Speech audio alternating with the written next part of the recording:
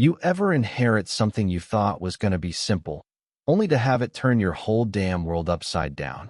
That's what happened to me, Jack Harlan, when I got the deed to my Uncle Amos's old cabin up in the Montana hills. Supposed to be a dusty, empty shack, forgotten for years since the old man past lawyer swore it was mine, free and clear, but when I rode up that frost-covered trail, smoke was curling out the chimney. 5 horses were grazing in the meadow, and I knew right then, this wasn't going to be the quiet retreat I'd pictured. I slid off my horse, boots crunching on the frozen ground, feeling this mix of nerves and curiosity buzzing in my chest. The cabin looked alive, lamplight glowing through the windows, shadows moving inside, and then women's laughter, soft but clear, spilling out into the cold morning air, followed by the clink of dishes, the scrape of chairs. My hand froze mid-knock on the door, heart hammering not just from confusion, but something else, something I couldn't name yet. When I finally knocked, the door swung open, and I swear, my breath just stopped. Standing there was the most stunning woman I'd ever seen. Eleanor, she'd later tell Metal, with chestnut hair tumbling over her shoulders, and these hazel eyes that looked right through me, curious but guarded, like she was sizing me up in a heartbeat. Behind her, 4 other women appeared, each one striking in her own way. There was Lila, fiery redhead with eyes like a summer sky, arms crossed, daring me to make a move. Then Daisy, small and blonde, with this soft, almost fragile smile, peeking from behind the door. Nora, dark-haired, sharp-eyed, stayed back in the shadows, watching me like I was a puzzle she hadn't figured out yet. And then Rose, with her auburn hair and this quiet, steady strength, leaning by the fireplace like she'd seen it all before. Eleanor's smile was warm, but it didn't quite reach her eyes, and when she spoke, her voice hit me like a shot of whiskey, smooth, strong, with a challenge tucked inside.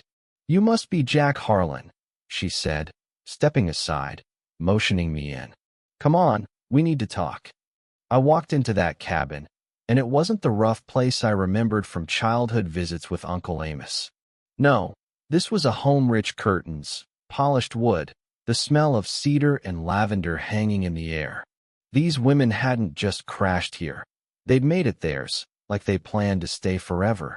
I held up the deed, my hands shaking a little, and said, "This cabin's mine now, left to me by my uncle." Lila stepped forward, her blue eyes flashing.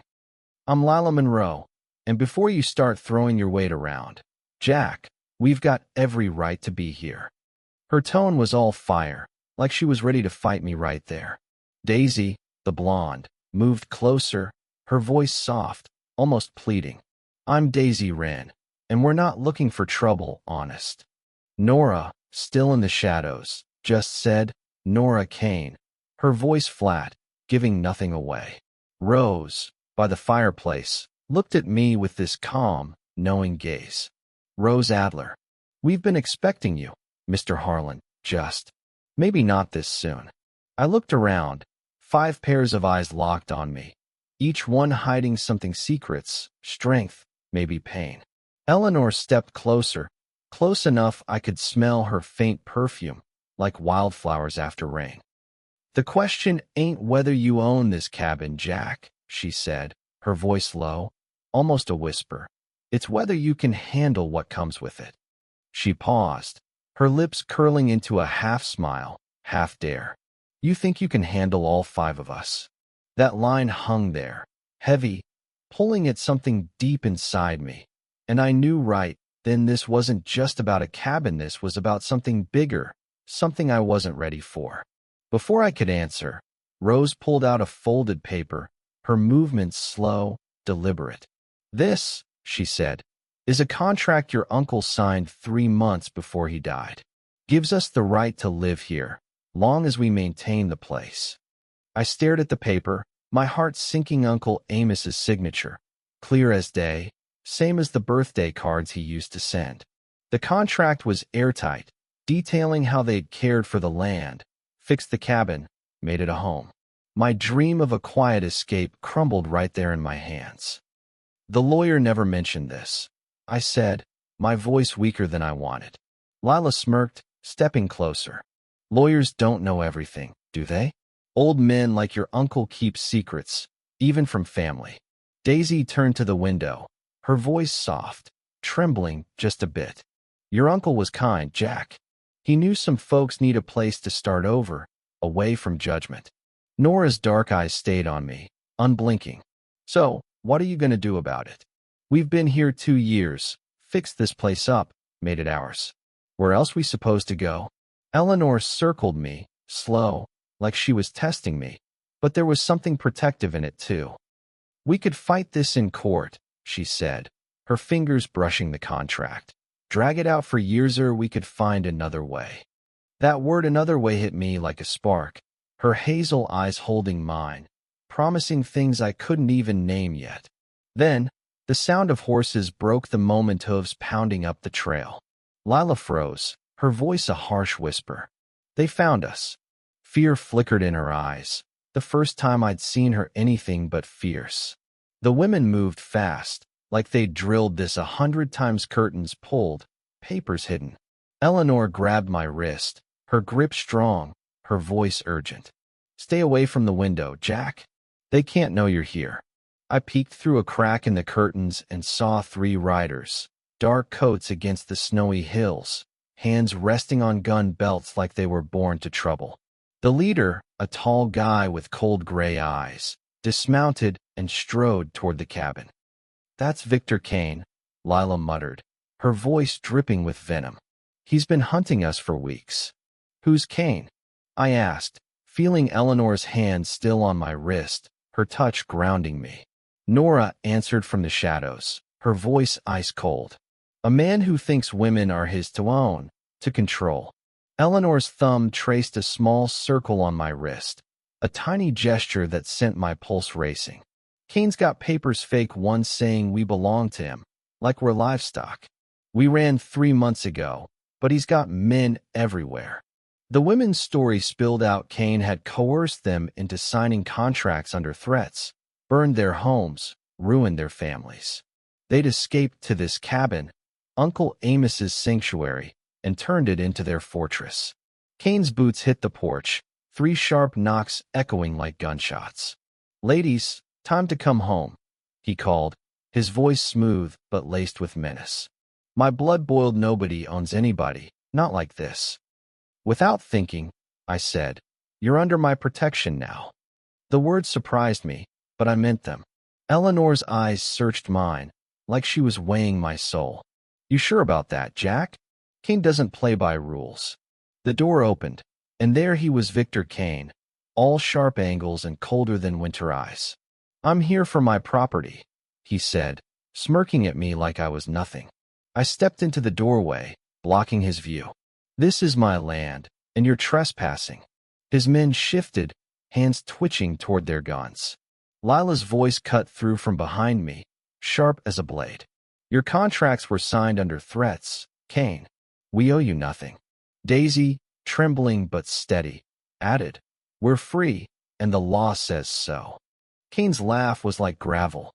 Freedom's not for women like you. You've got debts. Eleanor stepped up, her voice like steel wrapped in silk. Your debts are lies. Kane forged papers, paid off witnesses. We've got proof. Nora emerged, holding a satchel stuffed with documents, every fake contract, every bribe, every lie Kane had spun. His face twisted, the polished mask slipping. You think your little papers matter? I own judges, marshals, this whole damn territory. But then Rose stepped forward, holding a small silver ring, and Kane's face went white as death. Recognize this? Rose said, her voice steady as stone. Belonged to your sister, Clara. The one you said died in a fire 4 years ago. Kane's voice broke. Where'd you get that? From Clara herself, Rose said. She's alive, in Butte, ready to tell the world how you faked her death to steal her land. Eleanor leaned in, her voice low, deadly. She told us about the others too. Kane, women who fought you and vanished. My fists clenched, rage burning through me. This wasn't just about a cabin anymore. It was about justice, about stopping a monster. Hooves thundered against 6 riders, badges glinting. Marshal Hawkins, grizzled and sharp-eyed, dismounted.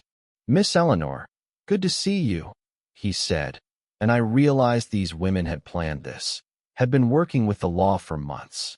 Nora handed over the satchel names, dates, proof of Kane's corruption. His men froze, outgunned by the deputies.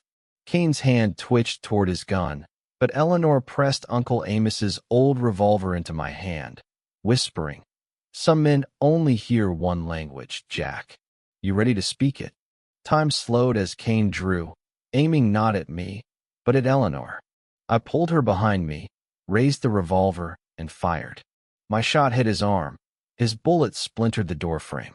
The deputies swarmed, cuffing Kane as he cursed, blood dripping into the dirt. Eleanor's hands gripped my coat, her breath warm against my neck. "You could have died," she whispered.